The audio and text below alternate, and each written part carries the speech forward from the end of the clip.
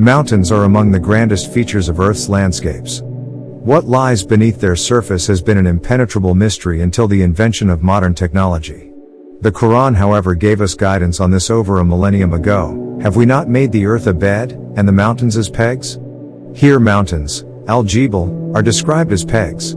The word Autadan means roots, or pegs. Astoundingly, modern geology has discovered that mountains project deep roots into the Earth's crust.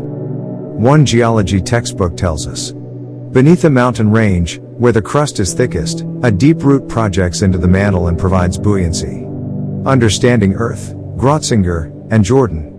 Not only this, but an even more astounding declaration is made in the Quran. The mountains that you see, you think they are stationary while they are constantly floating like the floating of clouds. Such is the work of Allah who made everything firm and strong. Here, the Quran tells us that visible mountains appear stationary while in reality they float like clouds.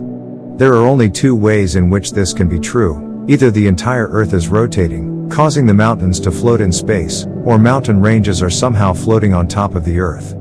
Incredibly, both are true. The earth is indeed rotating. Not only this, but mountain ranges float on top of the earth's crust. As a mountain range forms, it slowly sinks under the force of gravity, and the continental crust bends downward. When enough of a root bulges into the mantle to provide buoyancy, the mountain range floats.